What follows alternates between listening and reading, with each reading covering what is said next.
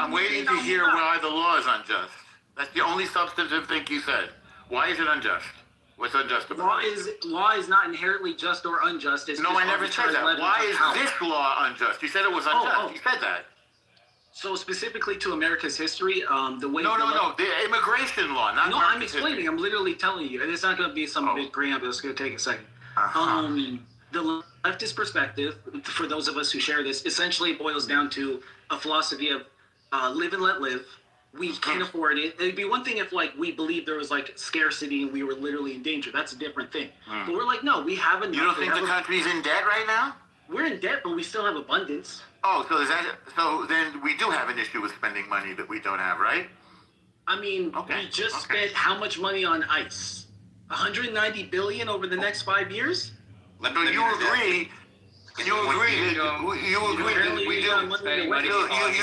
that we have limited resources, correct? You said we have the money, but in fact we're in debt. In my opinion, America could turn it around, but it'd have to actually take a non-corrupt Congress and Senate. Our issue isn't like the resources are limited. Our issue is just our budget. Can I interject? Our budget is Please do. Go ahead. No. I think most people would agree because our budget is. Were you alive during Security. Were you alive during Y2K Truth? Yeah, I was 9. Okay, so during Y2K, we had 5 million or 5 trillion in debt. 25 years later, we're 38 trillion. Yeah, in thanks, debt. Bush. So here's the thing. I know Clinton too. Oh yeah, and I love that because if you actually go look, every fucking president blew it up.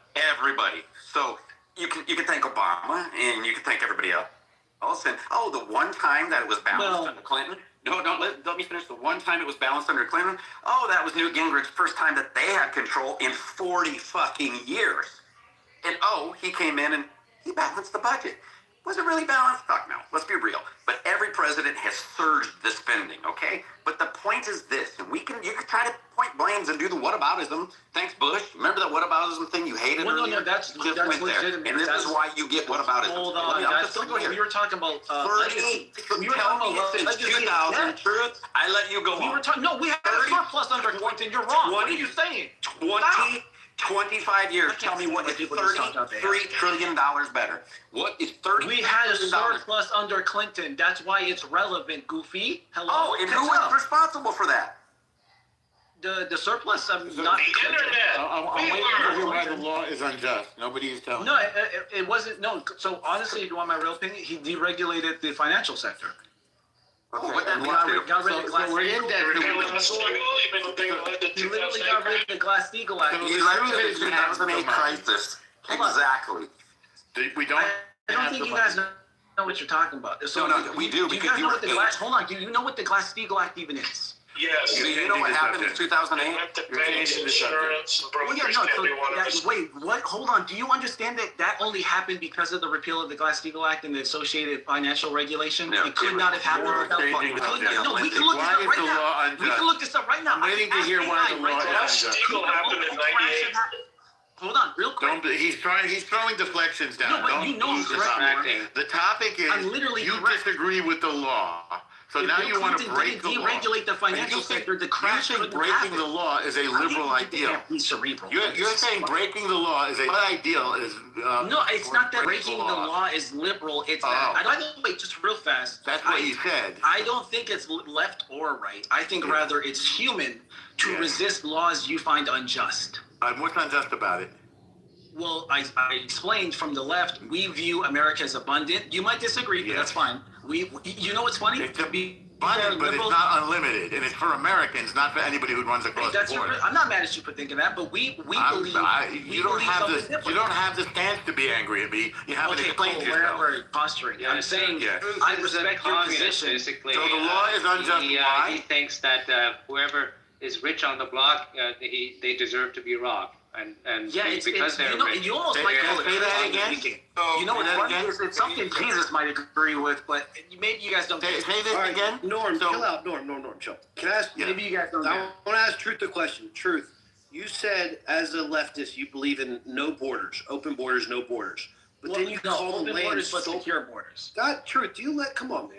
You said I literally said open borders but secure borders. Like that's all I said. You said as a leftist we believe in no borders. That's not what I said. I said open and secure borders. How is That's it a open contradiction in terms. No, it just means That's a logical we screen them, but we contradiction. don't limit them. In other words, why are we screening them? What are we screening them for? What are we screening for criminals and terrorists? Are you insane? Well, are you That's insane? a limitation. That's a limitation. What are you No, talking that's about? not a. Oh, you're misunderstanding. We don't just let the floodgates open to let the whole world in. That's not our policy. But I'm saying, fuck that. Remove the quota up to administrative capacity, meaning like what we can actually bureaucratically manage. Let people. We're 5 years behind. We're 5 years hire behind. more in people. vetting Out to the audience today. We don't have the money to hire more Get it people. done fast. We don't have the Speed money. that We let a process million. We let 1 million immigrants in a year, just under. That's more than any country on the planet. You're arguing for more. And how many countries on the planet are as big as America? Russia's bigger, China's 80% bigger. of Russia's India is uninhabitable. bigger. Excuse me, 80% of Russia's uninhabitable. That's correct. Russia's bigger, China's bigger, India's bigger, Australia's bigger. None of them have big India's not bigger than the United States. They have a larger population. Yes, India is much bigger. India has 1 billion people in it. No, we're not about talking about population. We're talking about land mass. Why are you talking about land mass? Because that's where people live, Norm. No, they don't live in the empty parts of the country. They all move to the cities. Inhabitable land. They all move to the cities, as you said a moment ago, and the cities are overcrowded, dirty. And not only are they overcrowded, new cities can get created, Norm. New cities can get created. Exactly. Their cities, well, go start a city. No, the immigrants will. Go start a new city. The immigrants will. I'm not contradicting yourself. Can you start a new city and then you You're just contradicting yourself. This is actually just all the inhabited land in Russia I just posted something. Can be inhabited by creating the cities. You just said that. I'm sorry. Can you just one more time? You said the Russia cannot be inhabited. Has lots of uninhabited land, but you can you can make it inhabitable by creating the cities. Correct. No, what the fuck? Am I talking that? Oh, sweet Jesus. Do you know why? You're such a dumbass. Do you know why Russia's uninhabitable? Why? Because they're broke. Why is it? Because it's uninhabitable because it's broke. No, because it's broke. Because they name to me all the cities that live in that equiliteral line. Go ahead and tell a longitudinal line. I'm sorry. Go ahead and tell me. Why is it? What are these famous northern cities past that uninhabitable? You know it's the same for Canada. Hold on, Canada's broke too, right? Did you know 80% of Canada's uninhabitable? I guess they're just broke. Yes, it is inhabitable. Yes, you can make it so. Sure, they did. They created Magneto.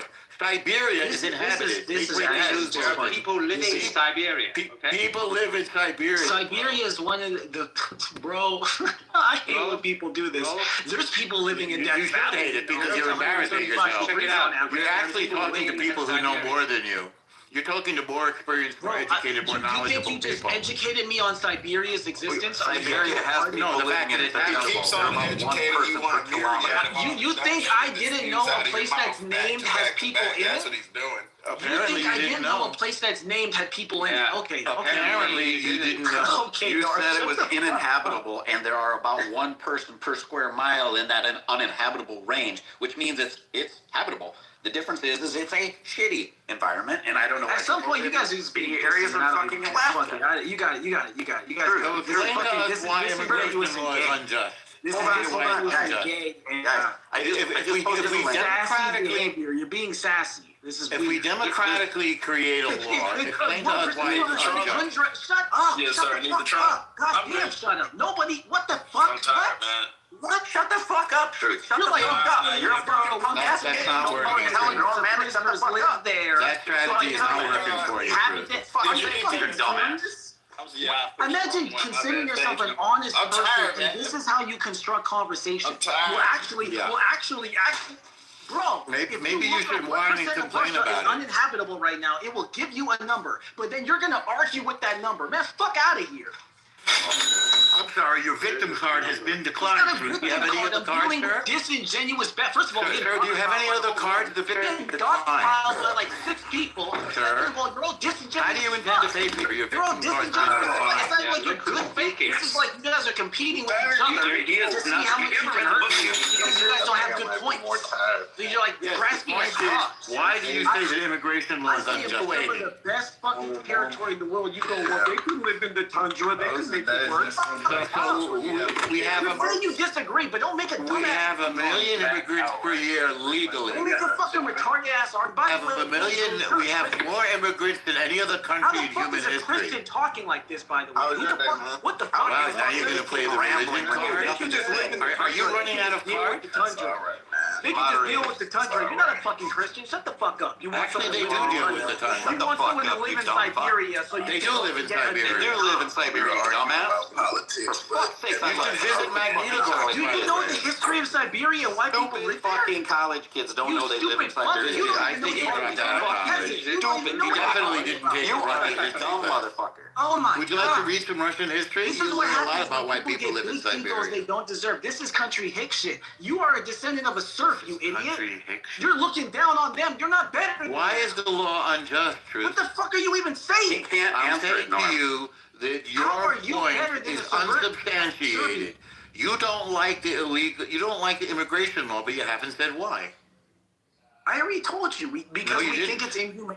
We think How is it American inhumane? territory is the best, largest landmass of like the collectively like the most temperate, and it has the money. And it just doesn't make sense. It's kind of like everybody has money.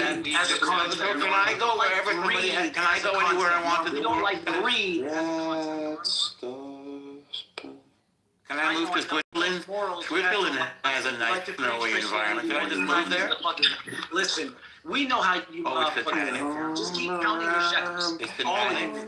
I don't have any shekels. Are you asking for a loan, Bruce? Are you asking for a loan, Bruce? Hey, God out your Are you asking for a loan? Are you broke? Jesus said rich men don't you out here worried about the next thing trying to eat. Instead of wondering why you don't get getting no pussy, your bitch ass is picking them out. Oh, say does that you're actually fucking phony baloney ass conservative.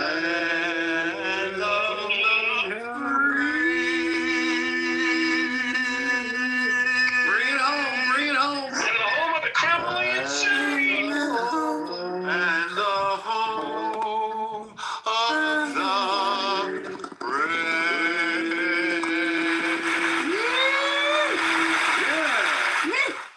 Clinically insane. Really?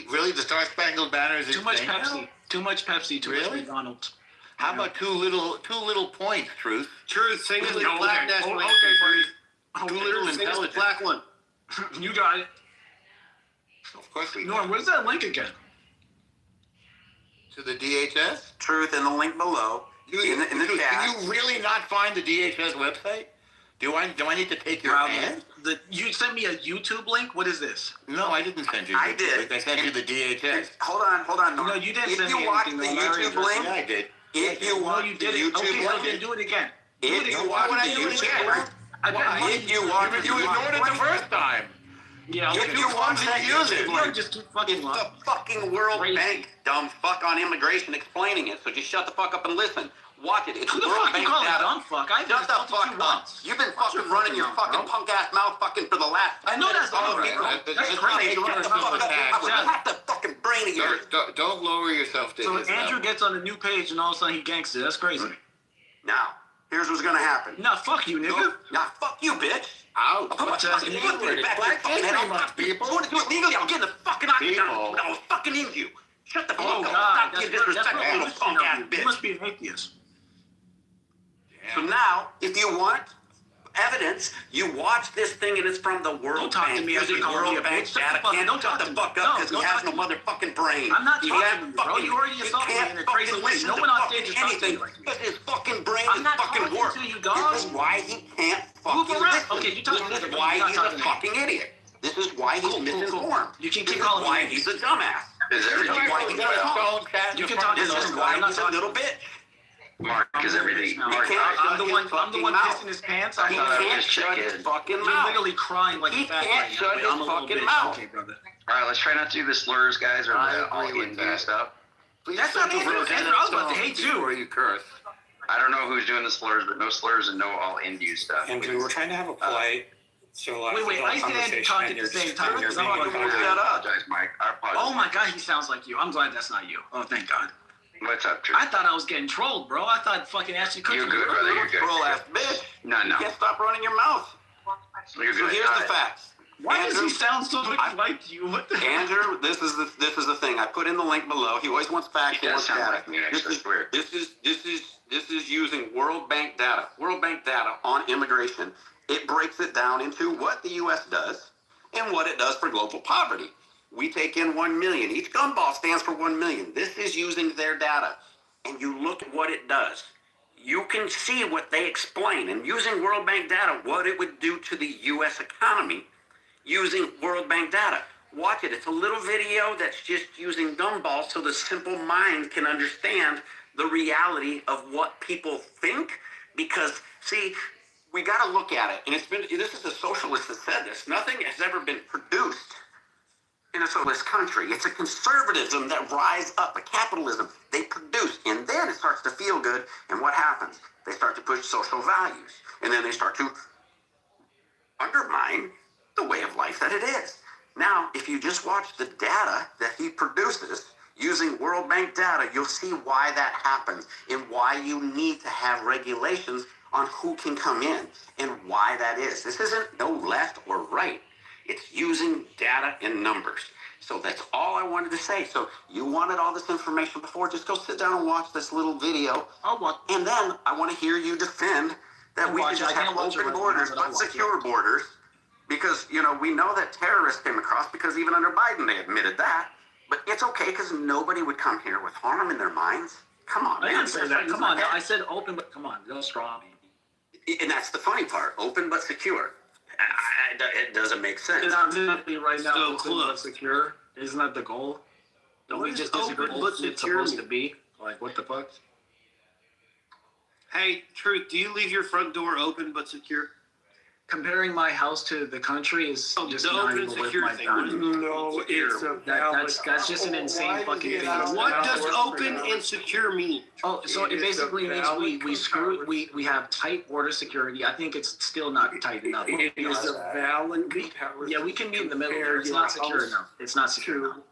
The country. I think that's on purpose, by the way. I think they're trafficking kids themselves, but let me not get into it. The point is, we definitely need to lock down that shit. I agree with you. But that being said, if someone is like just a regular person trying to get a job, checks out, and it's like triage. It's like someone, they're low-key refugees, bro. We're the richest country on earth. I don't know what to say. Like, if somebody's trying to get in here, I don't feel comfortable telling them no unless we literally can't take them. Okay, we'll tell them for you then. No problem. They can come here. We'll be the grown-ups. Holy shit, bro. Truth, there is nothing stopping an immigrant from legally migrating here. Legally migrating here. There's nothing stopping. That's not true. Except that, Truth, there are also millions of people who are waiting their turn and are using the process and want to enter the country legally. Those are the people I care about, not the dumb fucks who can just walk across the border and say, I'm here. Oh, I have asylum. Oh, you have to let me Alan, stay. that's not hard Fuck them. Okay, that's the first thing. Yeah, fuck them. Fuck them. Oh my God. I care about the millions of people who are willing to do the process. Calling someone correctly. a dumb fuck for doing what they gotta do. See, here's the thing, Truth, and this is what the left always does. You take a basic principle, and yes, they're leaving the door to your house open and comparing it to the country is a valid comparison. And you saying it isn't is because you know you will get crushed on that issue. No, because I just exactly you will get crushed. You leave the door to your house open. Therefore, this tree is where I do allow guests. Reside. Hold on, do I allow guests? So if I come in your house and start eating your food, if I vet and you, clear you out and take if your it's furniture, secure, yeah, good for you. Well, the rest of us don't do that. And this is what the left does. It makes us more Christian. No, it's not more Christian. You don't speak for Christians. Because the fact what the Bible says. what the left Look what I got does. Wait, This the is Bible what the says to left break does. the law? They take a What basic page is that on? I principle. missed that page entirely. I'm gonna land. Let me finish. They take a basic principle, like you protect your borders, and then they use the empathy card. Oh, these people they're so impoverished. Their conditions in their country are horrible. Oh, we have to let them in. And then they argue that not letting them in is a bad thing and that we should do it. No, it's a basic principle. You protect your house, you protect your community, you protect your state, you protect your country. All of those things are in line and are basic common sense. I don't think we're giving those up. And if you advocate for open borders, that immigration is not going to make the country less safe. That means anybody can come in. I think that's kind of racist. You cannot say, well, I advocate for open borders, but secure borders.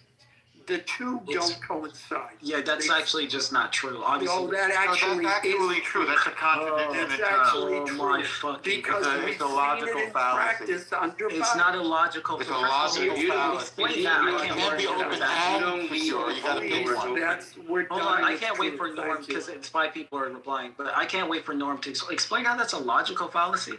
Using an axiomatic argument. Because you open and then you exclude those who you don't want. Correct? That's the secure part, right? Yes. Kind of like the TSA. So that's what we're doing now.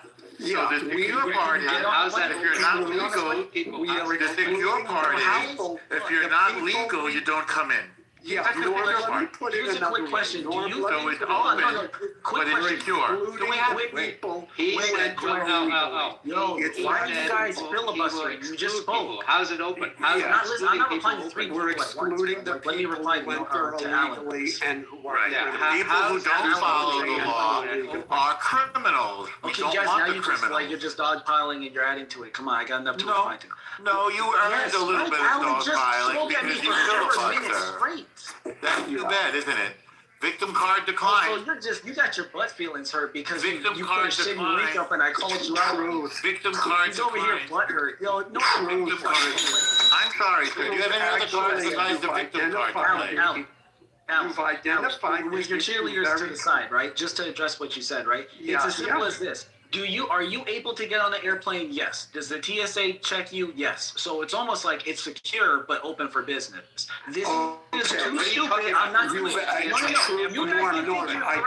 You guys, that wasn't me, Alan. You guys got it. It's not open You for got it. everybody. You don't understand the concept. Okay, one at a time. That's an IQ problem, and you got to figure that out amongst yourselves. That's a personal attack, Truth. That's the dumbest shit I ever heard in my life. One at a time. You're going to secure an area, but also people inside of it. You're an idiot. Yeah, Truth, you've identified the problem clearly.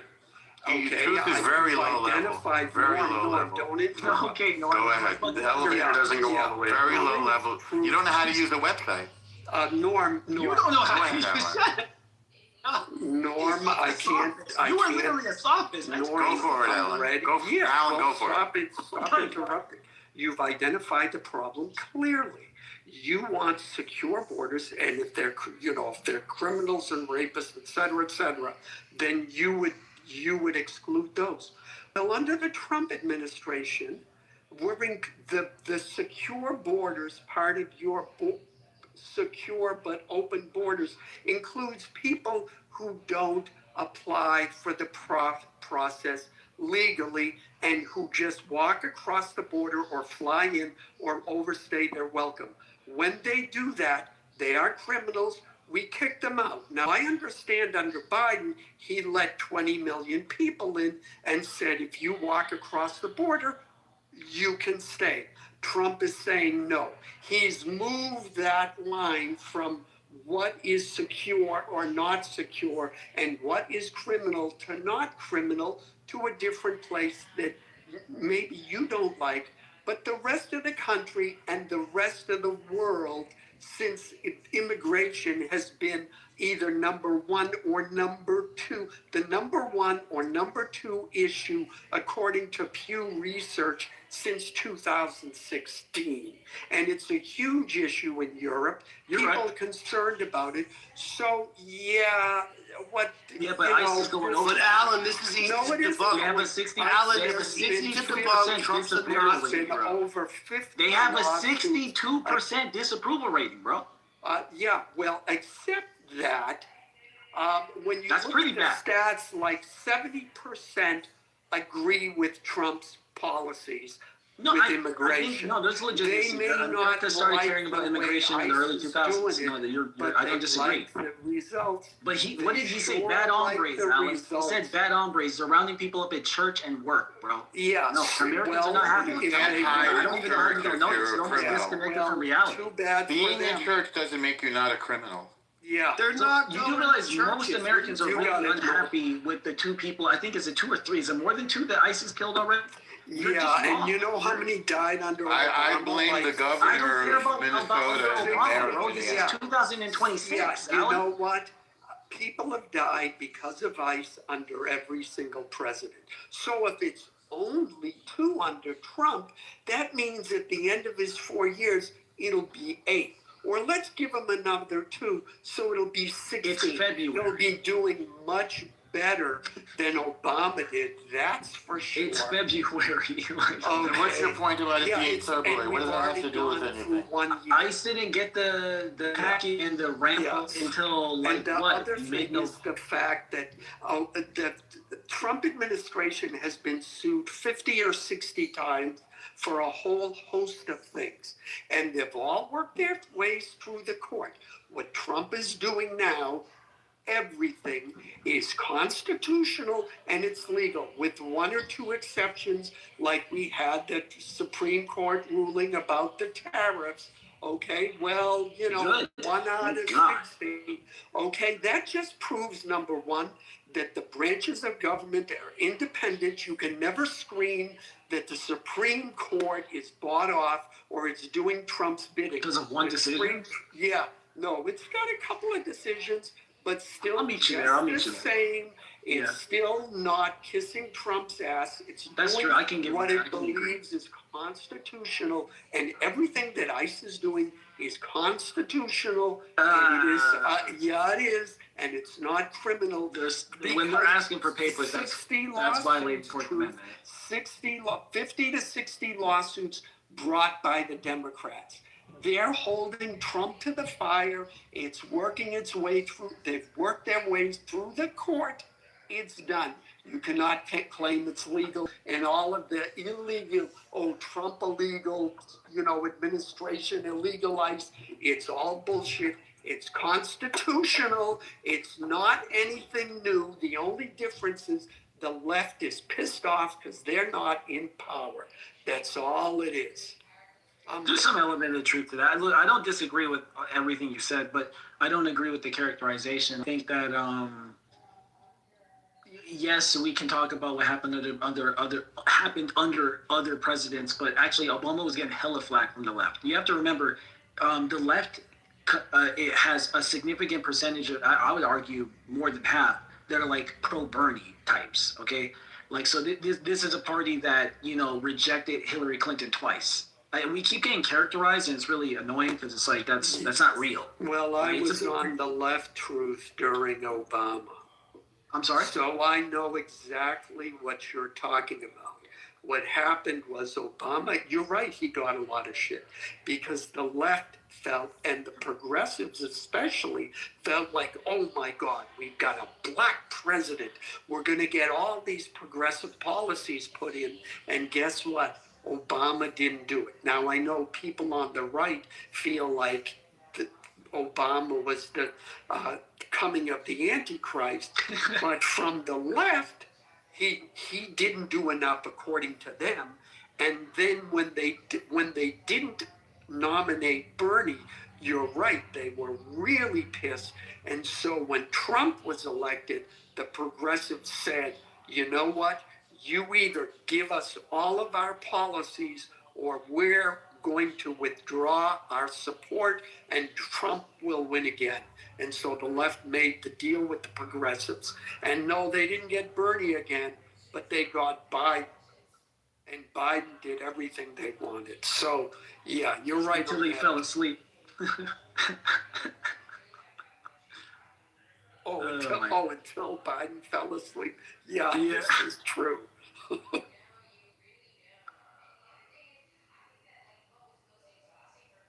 Yeah, and to the point, like look.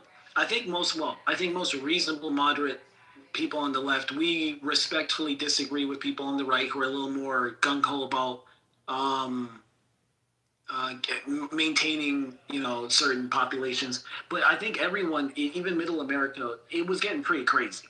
It was getting over the top, and I think most of the country on both sides wanted something done. But I think they've just gone too far. Even if they haven't, which that's just me extending grace. I think they have, of course. The optics are horrible. Like the rhetoric is a runaway train. This isn't just like he said, she said. Now it literally you have people shooting people and then calling them stupid bitch. There's no way you sell it. That's insane. Well, he was angry that she got herself killed. I mean, he didn't want to kill her. I mean, no, the truth is what they were doing. You call what they were doing in Minnesota a respectful disagreement. No, but they're not professionals of the state. They're not professionals of the state. Well, what does that have to do with anything? Because it's about public reaction. That's why I said the optics and the rhetoric is a runaway. What? That matters. Okay, so if people are protesting, she assaulted somebody with a deadly weapon and got her ass killed. Got her. She shouldn't have done that. And the governor and the mayor encouraged her to do it, and so did her wife. I did not see that in the video I watched. I saw her trying to move around him. Break it down. I saw her trying to move. If she hits him with the car, that's not around him. She was trying to move around him. He put himself. You have to wait till the person is out of the way before you try to hit him with the car. He put himself in front of the car. Well, no, he circled in front of the car before she put her foot on the gas. Well, no, it all happened in the exact same moment. It was literally. No, he was circling the car. It's on the video. I literally saw the video. He literally did a 360 We're pretty around split the on car. how we see it for some reason. No, it's we're like not you guys on how we see it. It's all the same. Yes, the country is split on how we see all No, these it's not. videos. It's not. It's very clear what happened. So when you talk to Democrats, what did Democrats tell you about it? I'm interested. What? This is not a Democratic. So we don't exist. The country's not split. Okay, this is a question of fact. She hit him with a deadly weapon. Cool. She got her ass shot. Cool. The difference between you and me, I don't argue with you. I get it. I get what you believe. Not an opinion. That's the legal standing. What's the legal standing of an officer's duty with the vehicles? Bro, I'm not going to have this art. First of all, I know because you can't win it. You proved yourself way too rude to. No, you started calling me. Truth, I beg you to do this. There's a judge that is on here quite often, and you can go talk to him about it if you'd like. And I bet you, when he's all said and done explaining every aspect of the law, he's going to explain to you this. There will never be a charge in that case. There will be real quick, in the other one. Now listen, justices always agree. Truth. Just answer that. There will be charges in the other one.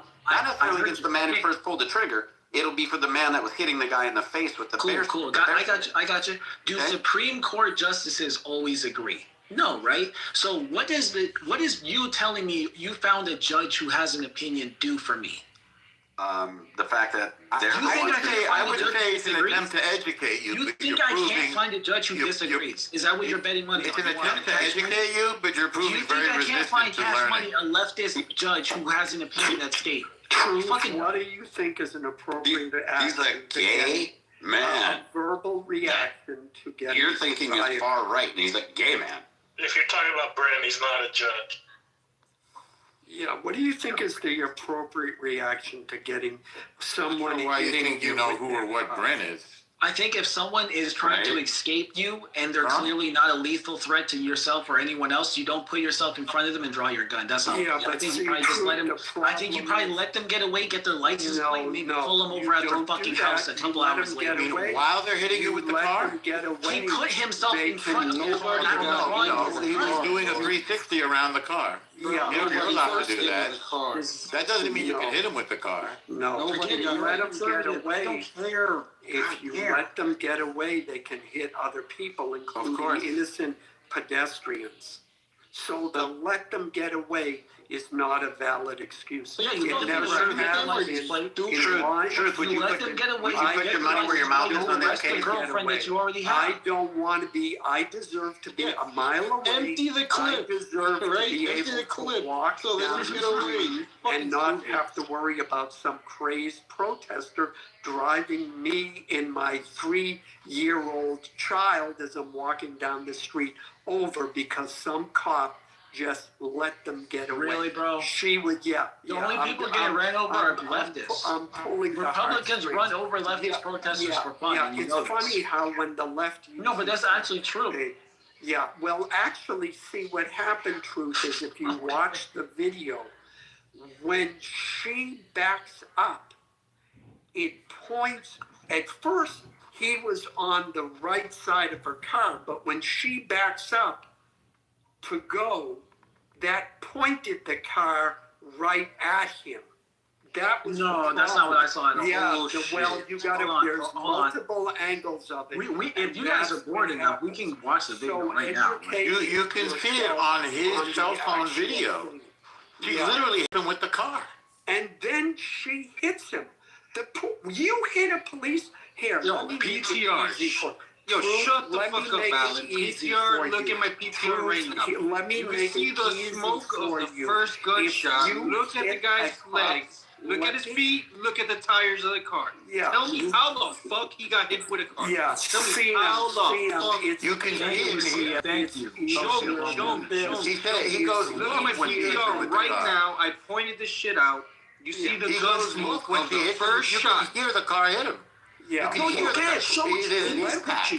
Show me how make it even easy close. She's for not you. only turning her tires. She's You nowhere close to hitting. understand? You understand that she hit him with the car, right?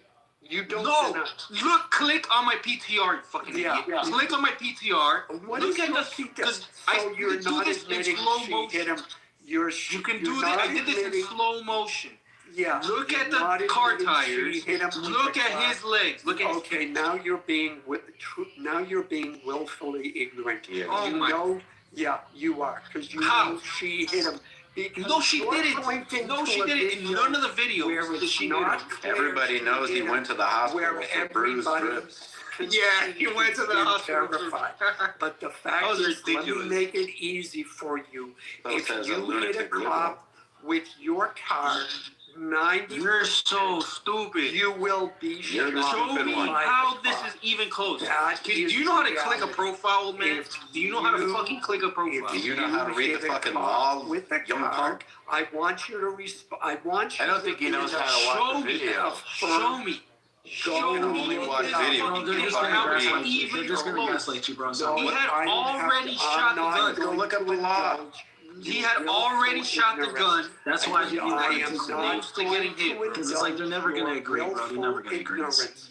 I am not going to For real. indulge Go your get We your can just agree to disagree, guys. Like it's not the even. moment. All right, hold on. Let Alan go. And here's the facts. An officer doesn't have to wait till he's struck to pull the trigger. Okay? He has to believe he's in imminent danger, which a car is coming at him or himself, or at him or others could be in imminent danger. The lady was resisting arrest. They were trying to get her out of the vehicle. Now, And they please, told her. please watch the video. Please watch the video. And I try have to the detain her. video and the Yeah. snapshots of it right And here. how many times before that did they let her just drive away? How many times? Bro, That's the okay, first no, just answer the question. accelerator and We're gonna turn get- the wheel. It we doesn't don't matter. agree. I don't want to. It doesn't matter about agreeing. I'm asking a simple question that's going to come No, up. because with it. I don't. You're gonna be shocked. I don't have the perspective you have. Okay, it doesn't matter if you have the perspective. I have the perspective that the law's going to have, and he's not going to get even charged. This is going to go down exactly. You got it. Because you're back Exactly. You're saying As Brother, the case you of got Miss it. Ashley he didn't Babbitt. get hit with the car. Now you guys are back. Now you guys are backpedaling. He didn't get hit with the car. He got no, he fucking say that. did. No. You're backpedaling. Now you're saying he just needed to think. Well, no, that's the legal standard. Stupid. He could have gotten it. No, that's the legal standard. So You might not I know. know, I don't understand how people can concede you're backpedaling now. You know, No, he's nobody's backpedaling because You're but conceding you're but see, backpedaling. the Fucking difference- No, backpedaling. He did not get hit with a car. Fuck. He's giving you the legal standard. News talking point. He Yeah, did not but get hit with a car. Don't listen. I've never seen. I don't watch Fox News. Yeah, I Show the me difference where here. in any of the videos where he gets touched with a car. Touched. It's illegal from his point of view. Per the federal law. His doesn't cell have phone to be video. hit. According His to cell the phone left. video. His cell phone video. According If to anything, the not left. even. I beg your pardon? According to the left, A cop has to be run over, then the person has to back up over them, Run over him again. 5 times Yeah. before the cop is allowed to shoot. It's called the rule of 5, Alan. I've heard of it. Yeah, that's right. Yeah. According to them, if you see somebody, if you're a cop and somebody's driving at you, according to them, you don't have the right to shoot at them. That's the problem. That's why you're never going to convince truth that he was justified. It doesn't matter. No, we don't agree that she was driving. Let him go out in real life. Truth, this isn't with you now. He wasn't trying to hit him. No, he mentioned you to El Normo. Is what he was doing. You just made a distinction without a jumped in difference. later. I said he you said my jumped in name. and interrupt everybody. I said he said my name. Okay. Doesn't matter. You let him finish. I didn't cut him off. Okay. You did. You jumped in. So very fact. Let's just truth. Me and you just truth. Can you tell me what the legal standards are for an officer to discharge his I weapon? don't think he was done. I think we just interrupted his phone. I was just saying a little quick and then I was off. That's all I was doing. Well, I want to hear from you guys. Are you guys backing up from the claim that he got hit with a car? Yes or no? No, we're talking about a legal standard, and I understand you might not understand that, but you have to listen very carefully to what we're saying. Show me in any videos where his body contact car. Okay, who said that? Sam, go look. There's multiple angles. Look, I have one of them right here. Look The it up. clearest one It's right this here. is what? The fact that you can see his feet planted on the ground, the tires pointing away from him, the gun smoke already shot. This is incontrovertible proof, bro. What are you talking about? You know why? You're better off making the argument than you thought he thought he was in danger or some shit like that. Why? You're better off making that argument. Because they told her 2 or 3 times, get out of the car. The moment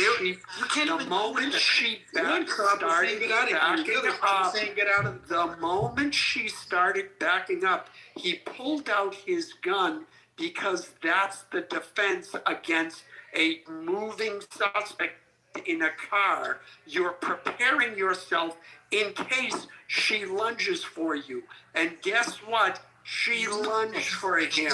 No, she didn't. Yeah. So what? She accelerated to She accelerated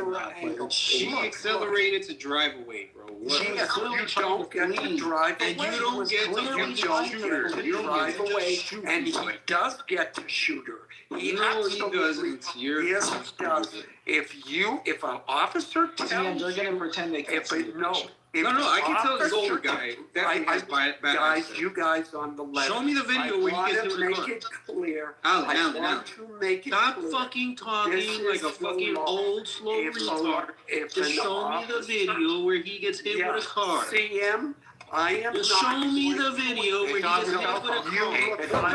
CM, I understand that the retard word might mean to you because maybe that's who you are, but you don't understand the legal authority of using your weapon. Like I said, you can make a better case that you could read his mind and he thought it was a case is already make that case. No need to read his mind. Make that video.